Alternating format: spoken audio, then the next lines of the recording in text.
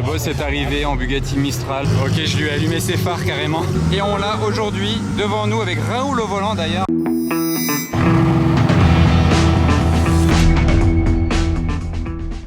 Hello everybody, this is Fipe. Troisième jour de vidéo pour moi, le week-end du Grand Prix de Monaco. Donc vendredi c'est le jour des essais libres. Donc tout Monaco est fermé jusqu'à 21 h aujourd'hui. C'est la journée où la route réouvre au public le plus tard de la semaine. Parce qu'il y a un gros programme chargé aujourd'hui. Donc en attendant que ça réouvre à 21 h, moi je vais passer sur un balcon où j'ai la chance de me rendre avec Anna aujourd'hui. Je vous mets un clip juste après. Et enfin on se retrouvera à 21 h à l'ouverture de Monaco au public. Bon, j'étais obligé de vous montrer l'appartement où on est. Il est immense, il fait littéralement tout l'étage. Et regardez la vue sur tout le port de Monaco. Et carrément là, on voit 70% du circuit de Monaco depuis cette terrasse. C'est exceptionnel. J'en profite que les voitures ne tournent pas pour parler parce que si elles tournaient en même temps, je pourrais absolument pas parler, ça fait trop de bruit. Donc le départ, il est là. Ça accélère ici, bam. Le virage, ça monte l'avenue d'Ostende. Le casino, il est juste là-haut. Ensuite, là, ça c'est la sortie du tunnel avec le yacht club. Tac, tac. Et là, ça passe en dessous. La chicane de la piscine et ça revient. Donc vous voyez vraiment, on voit 70% du circuit depuis cette terrasse. C'est exceptionnel. Et en plus de ça, on profite d'une très belle vue. Il y a une belle ambiance, il y a tous les yachts. D'ailleurs, en parlant de yachts, regardez si je zoome ici. Il y a la nouvelle McLaren de course qui est disponible pour les clients. S'ils veulent faire de la course, ils peuvent l'acheter. Donc voilà, qu'est-ce que vous pensez de cette vue? C'est exceptionnel. Donc merci à la marque HFC Paris pour l'invitation. Parce qu'on passe vraiment un bon moment et j'avais jamais eu une si belle vue sur le circuit de Monaco.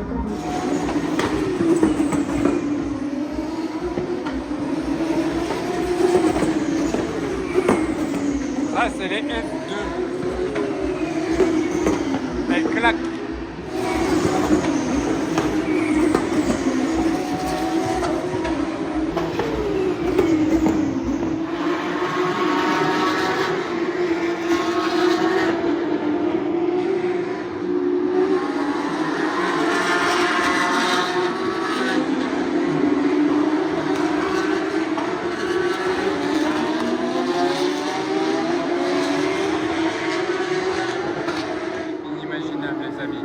Inimaginable, c'est énorme.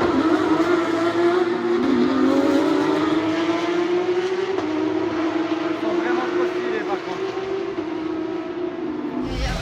Regardez ça, le G44 fait maison et le 6x6, ceci c'est de là. Ah non, je sais pas si c'est lui. Mais je crois que je les avais vus à Saint-Moritz, les deux ensemble déjà justement. C'est improbable de venir avec ça quand même, un 6x6 là. Wow. Bon, ça bouchonne énormément. Là on a une jolie Vanquish, les derniers modèles ici. Tout là-bas il y a de la Gallardo, jaune première génération. C'est stylé. Bon, on la voit pas bien, je suis désolé. Mais voilà, je tente d'aller me garer au plus vite et c'est parti. Alors ça y est, je suis garé. Et regardez, en fait, c'était une Superleggera. J'avais même pas vu de loin parce qu'elle a pas l'aileron. Normalement, il y a un aileron sur les Superleggera, mais certaines ne l'ont pas. C'est comme les Murcielago SV. Elles ont toujours un aileron, mais il y en a vraiment quelques-unes qui n'ont pas d'aileron. Voilà, c'est pareil, voilà, sur la Gallardo. Et ça rugit ce V10, hein.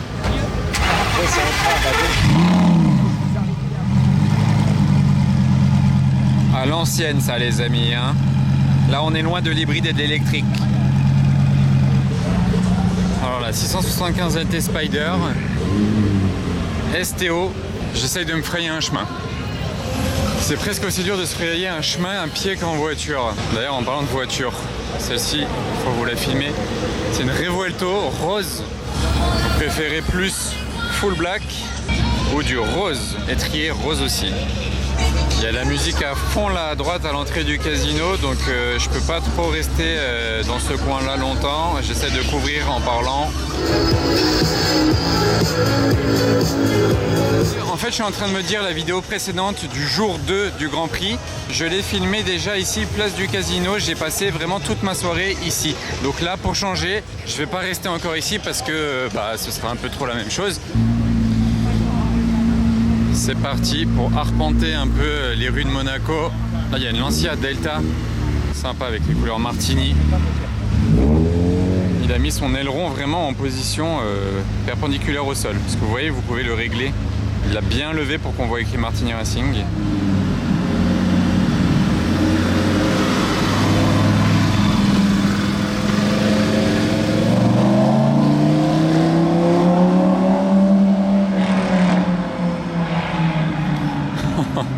Il a tout descendu en fond de deuxième, je pense, là.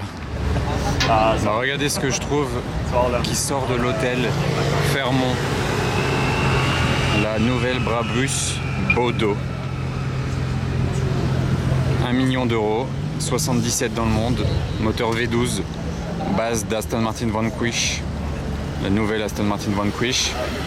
Vous vous dites qu'ils ont pris la base de 77, enfin ils vont prendre la base de 77 Aston Martin Vanquish 9, les toutes dernières, pour tout reprendre à zéro, juste garder le moteur et le châssis et faire leur propre voiture Brabus qui s'appelle Bodo, en hommage au créateur de Brabus qui n'est plus de ce monde.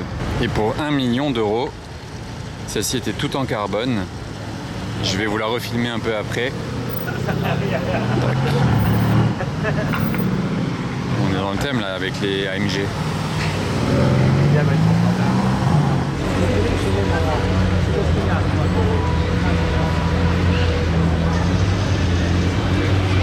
Bon là les amis, ça y est, c'est le pic de la soirée déjà. Il est tôt, hein, il est 22h, mais regardez, il y a les deux Wayra là qui sont sortis du parking, sachant que hier je les ai pas vus rouler ces deux là. Donc c'est cool. Carrément même la blanche, je l'ai pas vue dans le parking parce qu'elle était pas là hier. La gare à côté d'une Chiron, donc là on a Pagani, Chiron. Et là-bas, je zoome dans les bouchons, on a une Bugatti Mistral qui est arrivée aujourd'hui. Elle vient du Canada, dites-vous, et elle appartient à Davcar. Pour ceux qui connaissent sur les réseaux sociaux, c'est l'un des plus gros collectionneurs Bugatti, Ferrari au monde. Et il a ramené pour le Grand Prix de Monaco sa Bugatti Mistral pour l'occasion. Il est arrivé juste dans les temps parce qu'elle est arrivée vraiment aujourd'hui et en avion hein, du coup. Le boss est arrivé en Bugatti Mistral à 10 millions d'euros. Bah, 10 millions, j'exagère un peu, c'est peut-être 8,5, mais bon. À ce niveau-là, on n'est plus à ça près, on peut arrondir à 10 millions d'euros. Tout en carbone apparent, en plus, rien que cette option, ça doit être 600 000 euros. Intérieur orange, étrier orange, tout en carbone avec la Pagani derrière, on la regarde même plus. Oh, elle est trop ouf.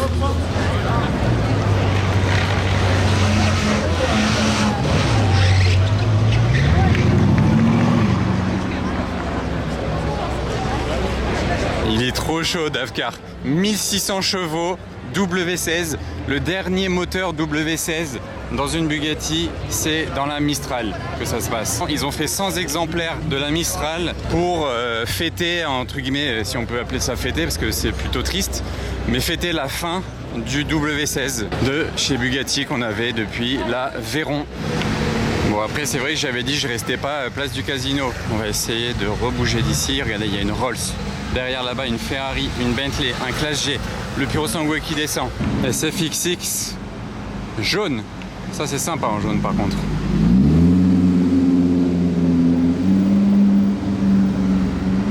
Pas les jantes carbone.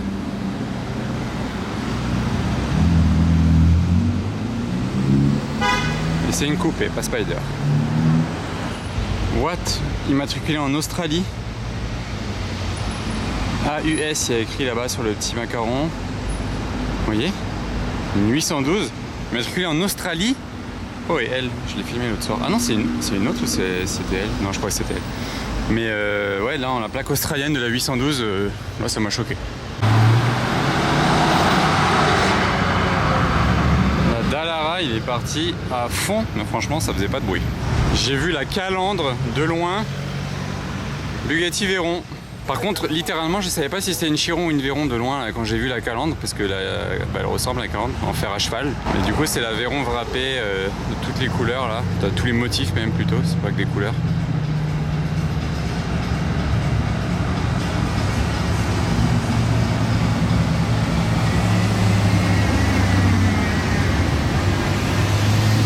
Première génération, 1001 chevaux cette Veyron. Du coup W16 comme la Mistral, c'est la première qui a eu le W16 et on a aussi vu la dernière, la Mistral. La boucle est bouclée les amis, bon on a aussi vu une Chiron d'ailleurs, celle entre les deux. Celle-ci elle a un échappement, on va essayer de l'entendre. Derrière il y a une pista aussi. C'est cool, ça fait un beau bruit. Et pista Spider à présent. sais pas pourquoi il double pas, peut-être qu'il veut tourner là aussi. Ouais, il a le clignotant effectivement. Et littéralement une Pista Spider rouge, je me retourne, il y a une autre Pista Spider rouge, juste ici, quelques voitures plus loin. Mais très beau ce rouge, il est plus joli que l'autre que je vous ai filmé juste avant. Alors trio de Ferrari à présent, regardez. La jaune encerclée par les rouges. Vous aimez bien avec ces jantes? Ça change un peu des jantes carbone. Revuelto à présent, violet mat. Après la rose de tout à l'heure, on a la violette. Alors là, on va la voir un petit peu peut-être à la lumière sous un lampadaire. Il est où le lampadaire? Je vais me mettre du côté du lampadaire. Regardez ça, tout en carbone apparent, avec les liserés jaunes, orange pardon, sur l'extérieur. J'en perds mes mots tellement elle me choque cette voiture. Non, elle est sublime. Elle est parfaite.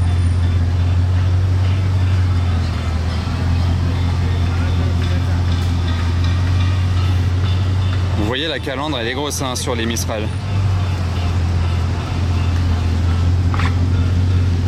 Wow.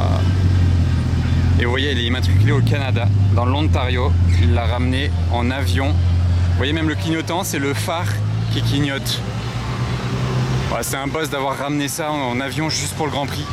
On a la chance, il se fait bloquer là. Il a l'aileron sorti. Bugatti Tonroto, vous voyez, il a acheté à Tonroto chez Bugatti.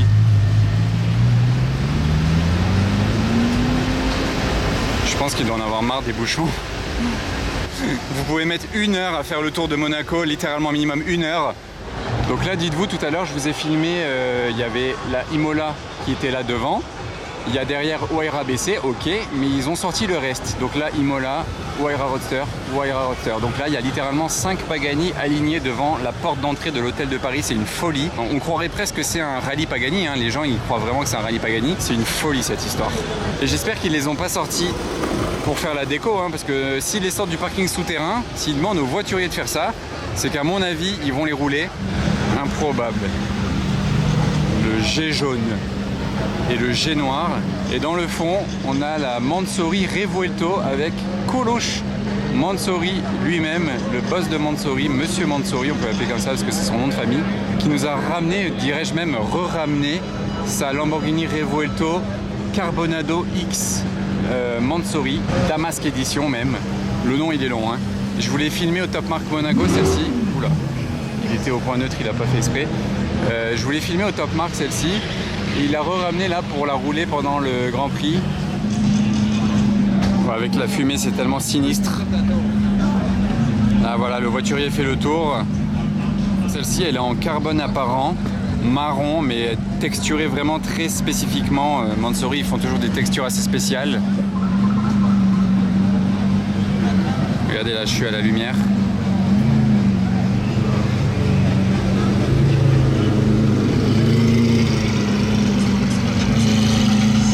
C'est vraiment impressionnant. Ça braque pas hein, une Revuelto. Hein. Bon, en même temps, le virage, n'importe quelle voiture galérerait.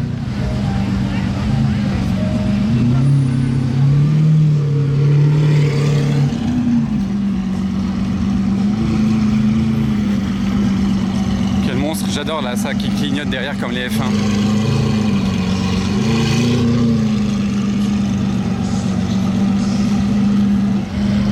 Elle a vraiment une drôle de texture la voiture. Très spéciale, elle est unique au monde. Hein. Regardez le morceau que c'est vraiment littéralement un morceau. Qu'est-ce qu'on a ensuite? Bah voilà, on a retrouvé la Mistral garée à l'hôtel Fairmont. C'est la première fois qu'il y a une Mistral garée à l'hôtel Fairmont. Et pas n'importe laquelle du coup, tout en carbone apparent avec cet intérieur orange qui ressort tellement bien. Ça c'est le fameux orange couleur orange Hermès. Il a les petits Rembrandt là, les éléphants Rembrandt brodés dans les appuis-têtes. Et dites-vous qu'il a une Chiron Pure Sport exactement de la même configuration. Et au Grand Prix de Montréal, il a roulé avec les deux dans Montréal en convoi. Et là, bah tiens, à l'arrière, à la lumière de l'hôtel, on va dire, on voit mieux le carbone apparent sur toute la voiture. Ouais, c'est 500-600 000 euros. L'option juste pour configurer tout en carbone apparent. Vous voyez, 1600 pour 1600 chevaux. W16 bien fièrement inscrit sur le moteur du coup. Petit logo Ettore Bugatti. Je viens de m'accroupir pour faire un plan sympa et grâce à ça j'ai remarqué qu'il y avait écrit Mistral sous l'aileron. Sinon je le voyais pas, il faut vraiment être au ras du sol pour le voir. Et on peut aussi remarquer les échappements, c'est comme sur la Chiron ou l'Aveyron. Il y a le gros central comme ça, bon 4 sorties au centre et une de chaque côté qui pend. Donc il y a en tout 6 sorties d'échappement. C'est énorme. En même temps, voilà, on a un moteur W16 de 1600 chevaux. Il faut que ça respire. L'intérieur, je le trouve parfait. La configuration est juste parfaite. J'ai rien à modifier. Et ce qui est cool même, c'est les réfléchisseurs pour homologuer les voitures en Amérique. Ça, c'est toujours orange. Mais du coup, ça va bien avec la configuration. Ma partie préférée, c'est l'avant de la voiture. Énorme calandre. Ces phares vraiment très modernes qui vont très bien vieillir, agressifs mais pas trop non plus, on reste classe et assez bas et racé. Alors que l'arrière je le trouve un petit peu trop haut, arrondi, voilà c'est un peu moins agressif, je sais pas l'arrière je suis moins fan.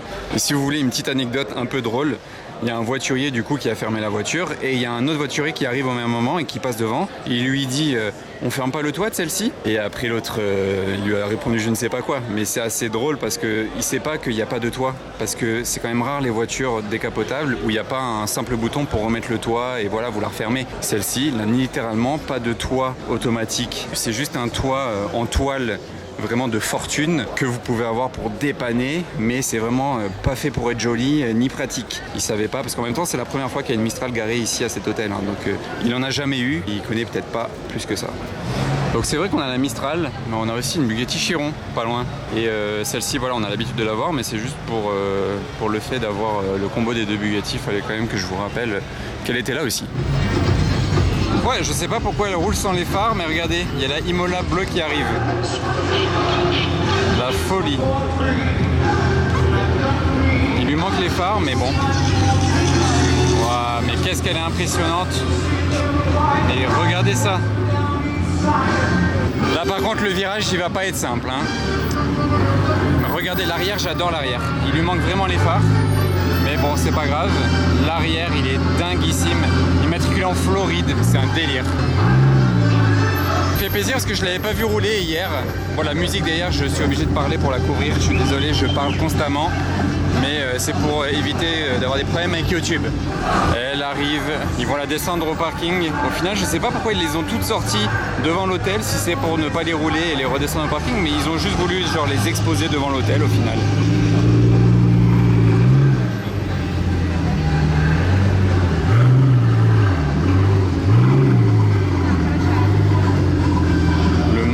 Non mais franchement, c'est peut-être l'une des Pagani qui m'a le plus choqué de ma vie. C'est un morceau gigantesque. Là voilà, vous allez voir le petit 3/4, voilà, bam, là comme ça. Ouais non, là c'est quelque chose. Il est avec le voiturier pour la descendre. Ouais, c'est un truc de ouf. Vraiment, c'est l'une des Pagani qui m'a le plus impressionné. Et en tout cas, c'est la Huayra qui m'a le plus impressionné. Allez, une autre nouveauté que je vous ai pas filmé cette semaine, une Chimera, c'est la nouvelle Chimera qui a un moteur de Koenigsegg. Elle est exceptionnelle dans cette config. Elle a un moteur de Koenigsegg, écoutez.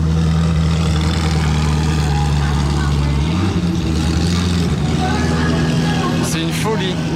Ils l'ont présenté là il y a même pas un mois, il y a 3 semaines je pense, un truc comme ça, à la Villa d'Est en Italie. Alors pour changer un peu, je suis pas passé là de toute la semaine je crois. Et il fallait bien que j'y passe parce que regardez, bon déjà il y a une F1 là. Déjà ça c'est cool, ils exposent une F1 Alpine ici. Très cool. Mais il y a surtout un gros line-up qui se termine sur une hypercar et qui commence sur une hypercar. Donc la première à vous montrer c'est la Chiron de Nova, la Super Sport style Black Bess, avec ces liserés là qui partent vraiment comme l'Aveyron Black Bess. La calandre dorée aussi assortie. Et regardez là, les petits liserés ils partent, tac tac tac. Et après ça part ici, ça reprend là jusque l'arrière. Même sur l'aileron d'ailleurs. Sous l'aileron, je sais pas s'il y a quelque chose. Ouais non, il n'y a rien sous cet aileron. Et donc 1600 chevaux W16. Et la plaque d'immatriculation, info du propriétaire, elle coûte 2,5 millions d'euros, sa plaque. 2,5 millions pour juste 2 chiffres. comme ça, c'est une folie. Le propriétaire, il a une concession de voitures à Dubaï. Quand j'étais passé la dernière fois à sa concession, il y avait 6 ou 7 Bugatti en vitrine. Souvenez-vous, j'avais filmé, c'était il y a quelques temps, c'était l'année dernière, je crois, ouais, c'était l'année dernière. Et du coup, après, il y a McLaren tous les ans qui expose aussi des voitures. Donc, il y a une Artura, deux Artura, une 750S d'une couleur très sympa, ça change. Avec les étriers gris clair comme ça, c'est cool, du carbone, tac. L'aileron carbone aussi, une autre Artura. Et je vous avais dit une hypercar à la fin, c'est cette LaFerrari. C'est un très beau line-up. Là, on a deux voitures luxueuses blanches de ce côté. Donc voilà le line-up du côté de l'hôtel Hermitage. Est-ce que vous préférez la LaFerrari ou la Chiron Super Sport? Dites-moi en commentaire, il y a un vrai match entre les deux là. Bon, ça c'est cool. Regardez le convoi là. Les deux ont un échappement Brill Steel. Ah non, elle a les trois, ouais. Les trois en convoi. C'est quoi ce convoi de dingue?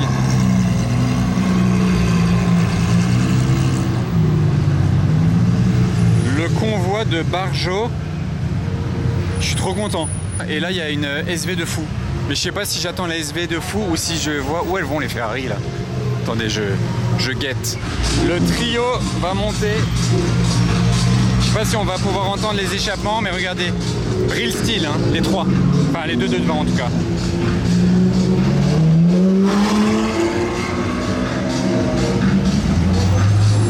C'est le même échappement.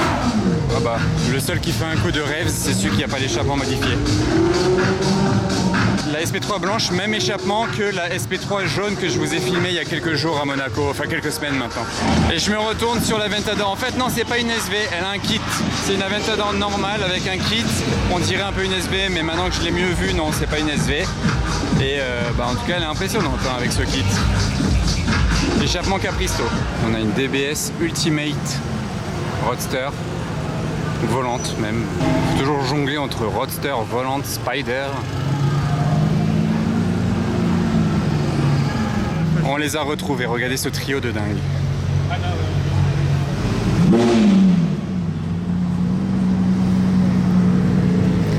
Non, eux franchement, ils se sont dit on va tourner avec les trois, c'est trop stylé.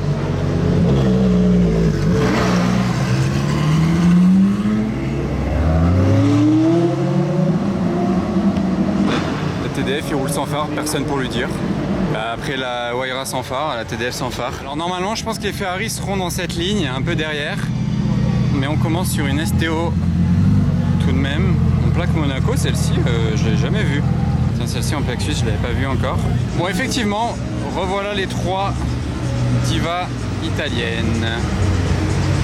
Les trois sont au même propriétaire. Sur le port, l'autre jour, je vous ai filmé là les deux de devant ensemble. Je vous ai dit, bah tiens, même config, même proprio, mais il n'y avait pas la TDF. Et la TDF est arrivée aujourd'hui. Waouh! Waouh, waouh, waouh! J'ai presque envie de lui dire qu'il a pas ses phares, la TDF. Je vais peut-être le dire. Ok, je lui ai allumé ses phares carrément. Ça se voit, c'était pas sa voiture, il comprenait pas. En plus, il parlait pas anglais. J'ai mis ma main dans la voiture et j'ai mis en mode automatique les phares. Au moins, maintenant, il roule avec ses phares. C'est beau comme ça avec le casino derrière.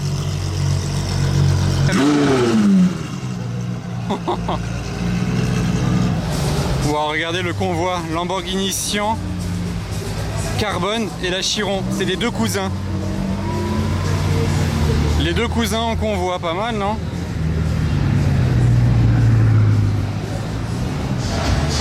J'attendais pas celle-ci. Mais... Waouh! Allez, voilà, enfin!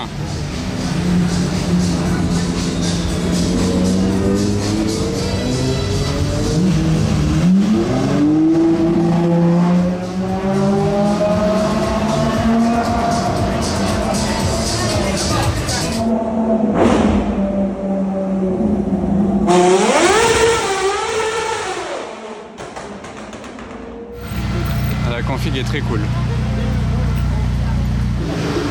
Alors à présent on arrive devant le Twiga et on est très bien reçu ici, regardez.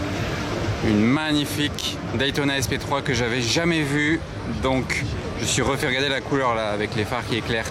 Elle est bleue avec du doré de partout. Je sais pas si c'est bleu carbone apparent par contre, je crois pas. Ah si, bleu carbone apparent. Donc voilà, l'option tout en carbone à 500 000 €, plus tout plein de détails dorés, dont les jantes, hein, ça j'ai pas besoin de le préciser, les gros écussons peints, la grosse bande au milieu, et à l'arrière là, vous voyez autour du moteur, au-dessus du moteur, tout ça en doré, la trappe à essence aussi, et je pense que même le carbone là, il y a des reflets dorés, tout le carbone, ouais on dirait, ouais, le carbone est teint en doré. Et, la plaque est très cool, de Genève, aux côtés du G cabriolet de Refined Marks. J'avais fait une vidéo de présentation complète sur lui. Et les voitures de Rana, là, les deux Lambo. Très sympa, très original, qui sort de l'ordinaire. Ouais, quand il y a les phares qui éclairent, c'est cool. L'intérieur bleu Alcantara, mais une belle prise, hein. Franchement, je ne l'ai pas vu rouler, mais qu'est-ce que vous pensez de la config?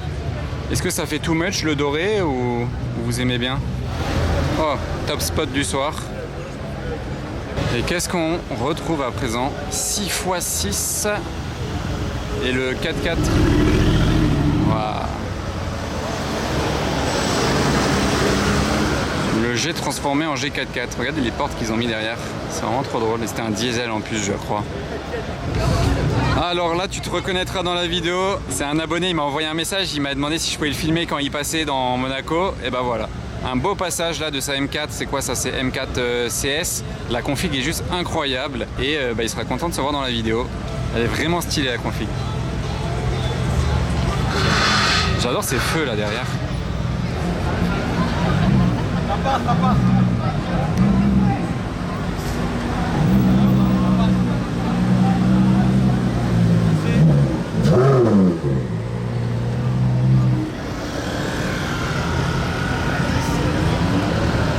Oh le convoi de dingue. Je la trouve vraiment hyper stylée. Elle fait plus de 1000 chevaux et on l'a aujourd'hui devant nous avec Raoul au volant d'ailleurs. À Monaco, oh, le bruit. Ça fait un peu F40 l'arrière quand même, hein. Waouh, et elle est suivie d'un énorme G6x6. C'est pas un G4x4 au carré, mais regardez, c'est un ancien. Il a les compteurs des anciens vraiment. Diesel. Il est fait maison, mais le résultat est vraiment concluant, je trouve. Il impose vraiment comme le G4x4 au carré. Quelle soirée là!